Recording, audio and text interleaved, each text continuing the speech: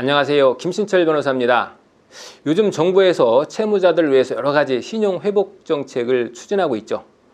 수백만 명의 단기 연체자들의 연체 기록을 삭제해 주기도 하고요. 또 빚을 내서 주식이나 코인으로 재산을 탕진한 채무자들을 구제해 주기도 하죠.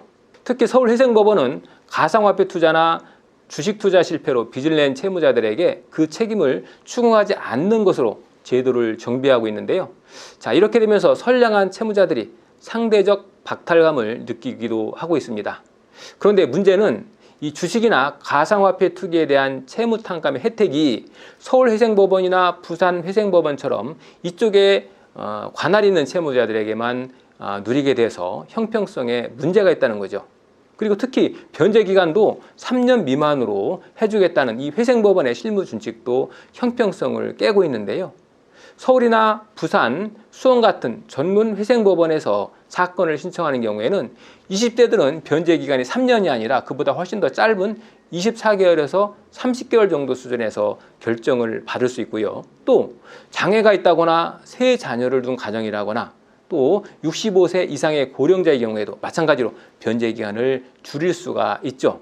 그런데 문제는 이렇게 변제 기간을 3년 미만으로 줄이는 것도 지역적인 편차가 심하다는 거죠. 서울, 수원, 부산, 회생법원을 제외한 나머지 지방법원들의 경우에는 채무자들이 성실하게 살아오면서 생활비나 의료비로 빚을 지었어도 변제 기간을 단축해 주지 않아서 어쩔 수 없이 3년 36개월을 무조건 다 갚아야 한다는 거죠. 반면에 서울이나 수원, 부산에 거주하는 20대 청년들은 빚을 진 이유가 주식이나 코인 투자처럼 비교적 불성실한 이유라고 해도 이 3년 미만으로 갚고 채무를 다 탕감받을 수 있게 돼서 오히려 성실한 채무자가 더 불리한 처우를 받게 되는 그런 불공정한 사태가 벌어진다는 거죠. 자, 그렇다면 법원에서는 이렇게 지역 간 편차가 심해서 형평이 깨지는 상황을 모를까요? 실제로 우리 사무실에서 지방법원의 회생위원을 상대로 통화를 자주 하는데요. 자, 서울이나 부산, 수원 회생법원은 채무자에 갈수록 우호적인데 왜 지방법원은 실무준칙이 개정될 기미가 보이지 않느냐 이렇게 물으면 서울은 서울이고 지방은 지방이죠. 아직 우리 법원은 준칙이 바뀐 거 없습니다. 자, 이런 식으로 답변을 합니다. 그러니까 법원은 이 채무자들이 받게 되는 지역 간 차별 문제에 대해서 심각성을 느끼지 못하는 것 같습니다. 그래서 어떤 채무자들은 나도 이왕이면 서울회생법원에 사건을 접수하고 싶다. 직장이나 거주지를 서울로 옮긴 다음에 사건을 신청하겠다 이렇게 말씀하시고 실제로 이직을 하시는 분들도 있는데요.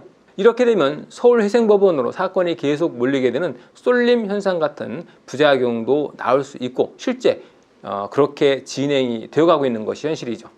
다만 그래도 그나마 다행인 것은 이 채무자들 사이에 불공평하다는 볼멘 소리가 계속 터져 나오다 보니까 지방법원에서도 서울회생법원의 실무준칙을 어느 정도 가져다가 쓰려고 하는 움직임이 생기고 있다는 거죠. 대전지방법원이나 인천 의정부법원 같은 경우에는 사건을 담당하는 회생위원 재량에 따라서 서울회생법원에 개정된 준칙을 적용해서 처리하는 경우도 있고요. 또 고령자의 경우에 2년만 변제할 수 있도록 허용해 준다거나 또 배우자가 소유하고 있는 부동산을 청산가치에 반영하지 않도록 그렇게 배려해 주는 경우도 있다는 거죠.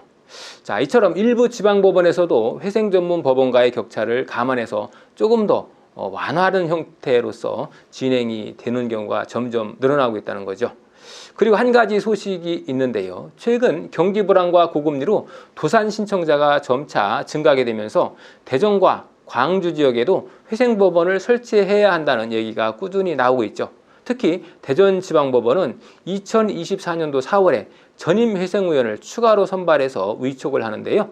이와 관련해서 조만간 대전 지역도 부산과 수원 지역처럼 대전 회생전문법원이 출범하게 될 가능성이 높다는 소식이 있죠. 대전, 세종, 충청, 남북도를 관할하는 그런 회생법원이 출범하게 되면 좀 더 빠르고 채무자에게 좀 더 우호적으로 회생 절차가 진행될 것으로 기대됩니다. 새로운 소식이 나올 경우 다시 안내해 드리겠습니다. 김신철 변호사였습니다. 감사합니다.